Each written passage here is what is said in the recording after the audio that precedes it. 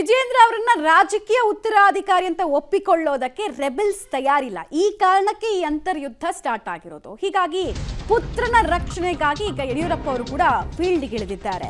ಈ ಮಸಲತ್ತುಗಳನ್ನ ಸಮರ್ಥವಾಗಿ ನಿಭಾಯಿಸೋದಕ್ಕೆ ಅಂತ ಅಖಾಡಕ್ಕೆ ಇಳಿದಿದ್ದಾರೆ BS ಯಡಿಯೂರಪ್ಪ ಅವರು.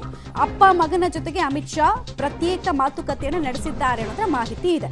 ಶಾ ಜೊತೆಗೆ ವಿಜಯೇಂದ್ರ ಹಾಗೂ ಯಡಿಯೂರಪ್ಪ ಅವರು 15 ನಿಮಿಷಗಳ ಮಾತುಕತೆಯನ್ನಾಡಿದ್ದಾರಂತೆ. ರಾಜ್ಯ ಬಿಜೆಪಿಯ ಪ್ರಸಕ್ತ ಪರಿಸ್ಥಿತಿ ಬಗ್ಗೆ ಅಮಿತ್ ಶಾಗೆ ಯಡಿಯೂರಪ್ಪ ಅವರು ವರದಿಯನ್ನು ಕೊಟ್ಟಿದ್ದಾರೆ. ರೆಬೆಲ್ಸ್ ಲಿಂಗಾಯತ ನಾಯಕತ್ವದ ಬಗ್ಗೆ ಪ್ರಶ್ನೆ ಎತ್ತಿರೋದಕ್ಕೆ ಸಂಬಂಧಪಟ್ಟಂತೆ ಅವರು ಚರ್ಚಿಸಿದ್ದಾರಂತೆ. ಲಿಂಗಾಯತ ನಾಯಕರೇ ಒಡಕು ತರೋದಕ್ಕೆ ಯತ್ನಿಸ್ತಾ ಇದ್ದಾರೆ. ಹಿಂಗಾದ್ರೆ ನಮ್ಮ ವೋಟ್ ಬ್ಯಾಂಕ್ಗೆ ಬಹಳ ಹಾನಿಯಾಗುತ್ತೆ, ನೋಡಿ ನೀವೇನು ಮಾಡ್ತೀರಾ ಅಂತ ಹೇಳಿ ಅವರು ಗಮನಕ್ಕೆ ತರುವಂತಹ ಪ್ರಯತ್ನವನ್ನು ಮಾಡಿದ್ದಾರೆ ಅಂತೆ. ಇಡೀ ಪರಿಸ್ಥಿತಿಯನ್ನ 1-2 ದಿನದಲ್ಲಿ ಬಗೆಹರಿಸುವಂತಹ ಸಾಮರ್ಥ್ಯ ಬಿಜೆಪಿಯಲ್ಲಿ ಉಳಿದುಕೊಂಡಿದ್ರೆ ಅದು ಅಮಿತ್ ಶಾ ಅವರಿಗೆ ಮಾತ್ರ. ಅವಕಾಶ ಇದ್ರೂ ಅವ್ರು ಸುಮ್ಮನಿದ್ದಾರೆ.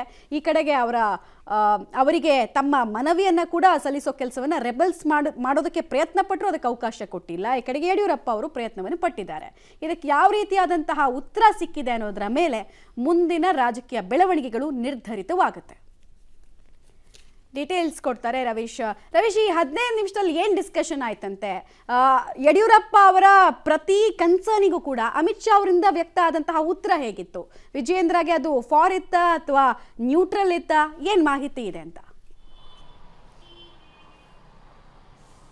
ಮಮತಾ, ಪ್ರಮುಖವಾಗಿ ರಾಷ್ಟ್ರೀಯ ನಾಯಕರು ಈ ರೀತಿ ವಿಚಾರಗಳನ್ನು ಕೇಳಿಸ್ಕೊಂಡಂಥ ಸಂದರ್ಭದಲ್ಲಿ ಅಲ್ಲೇ ನಿರ್ಧಾರಗಳನ್ನು ತೀರ್ಮಾನಗಳನ್ನು ತಿಳಿಸೋದಿಲ್ಲ.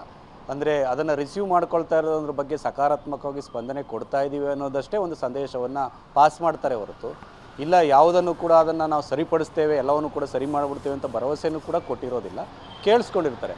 ಪ್ರಮುಖವಾಗಿ ಯಡಿಯೂರಪ್ಪನವರು ಕೂಡ ಅಷ್ಟು ಮಾತುಕತೆಯ ಸಂದರ್ಭದಲ್ಲೂ ಕೂಡ ಎಲ್ಲ ವಿಚಾರಗಳನ್ನು ರಾಜಕೀಯವಾಗಿಯೇ ಕೂಡ ಮಾತನಾಡೋಕ್ಕೆ ಹೋಗಿರೋದಿಲ್ಲ.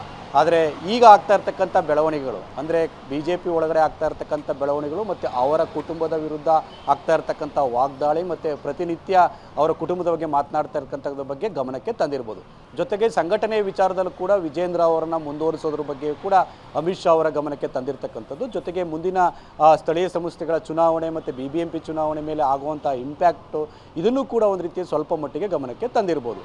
ಹಾಗಾಗಿ ಯಡಿಯೂರಪ್ಪನವರು ಕನ್ಸರ್ನ್ ಏನಿದೆ ಅಂದರೆ ಅವರ ಪುತ್ರನ ಮೇಲೆ ಆಗ್ತಾ ಇರ್ತಕ್ಕಂಥ ವಾಗ್ದಾಳಿಯನ್ನು ಕೂಡ ತಡೆಗಟ್ಟೋದು, ಜೊತೆಗೆ ಅವರನ್ನು ರಾಜ್ಯಾಧ್ಯಕ್ಷನಾಗಿ ಮುಂದುವರಿಸೋದೇ ಅವರ ಪ್ರಮುಖ ಅಜೆಂಡಾ ಆಗಿದೆ ಅನ್ನೋದ್ರ ಬಗ್ಗೆ ಕೂಡ ಹೇಳಲಾಗ್ತಾ ಇದೆ. ಆದರೆ ಅಮಿತ್ ಶಾ ಅವರು ಇಲ್ಲ ಮುಂದುವರಿಸ್ತೇವೆ, ಯಾವುದಕ್ಕೂ ಕೂಡ ತಲೆ ಕೆಡಿಸ್ಕೋಬೇಡಿ ಅನ್ನೋ ಮಾತುಗಳನ್ನು ಕೂಡ ಸ್ಪಷ್ಟವಾಗಿ ಹೇಳಿಲ್ಲ.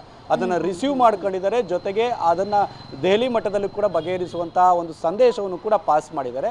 ಹಾಗಾಗಿ ಅಂತಿಮವಾಗಿ BJP ಹೈಕಮಾಂಡ್ ಯಾವ ನಿರ್ಧಾರಗಳನ್ನು ತೆಗೆದುಕೊಳ್ಳುತ್ತೆ ಕಾದು ನೋಡಬೇಕಾಗುತ್ತೆ. ನೀವು ವಿಜುವಲಲ್ಲಿ ನೋಡ್ತಾ ಇರ್ಬೋದು, ಅಂದರೆ ಯಡಿಯೂರಪ್ಪನವರ ಕಾಳಜಿ ಮತ್ತು ಅವರ ಪುತ್ರನನ್ನು ಫೋರ್ಸ್ ಮಾಡುವಂಥದ್ದು ಕೂಡ ನೀವು ಸ್ಪಷ್ಟವಾಗಿ ನೋಡ್ಬೋದಾಗಿದೆ. ಅಂದರೆ ಅಮಿತ್ ಶಾ ಅವರ ಬಳಿ ನಾನು ಮಾತನಾಡಿದ್ದೀನಿ, ನೀನು ಹೋಗಿ ಮಾತನಾಡು ಅವ್ರ ಜೊತೆ ಅನ್ನೋ ಮೂಲಕ ಎಲ್ಲ ಒಂದು ಕಡೆ ಆ ಒಂದು ಸಂದೇಶವನ್ನು ಅವರು ರವಾನೆ ಮಾಡಿದ್ದಾರೆ. ಅದಾದ ಬಳಿಕ ಅಮಿತ್ ಶಾ ಅವರ ಜೊತೆ ವಿಜೇಂದ್ರ ಅವರು ಕೂಡ ಕೆಲ ಮಾತುಕತೆಯನ್ನು ಕೂಡ ನಡೆಸಿರ್ತಕ್ಕಂಥದ್ದು ಮತ್ತು ರಾಜ್ಯದ ಆಗ್ತಾ ಇರ್ತಕ್ಕಂಥ ಬೆಳವಣಿಗೆಗಳನ್ನು ಕೂಡ ಅಮಿತ್ ಶಾ ಅವರ ಗಮನಕ್ಕೆ ತಂದಿದ್ದಾರೆ. ಹಾಗಾಗಿ ಅಮಿತ್ ಶಾ ಅವರು ಸಕಾರಾತ್ಮಕವಾಗಿ ರಿಸೀವ್ ಮಾಡ್ಕೊಂಡಿದ್ದಾರೆ.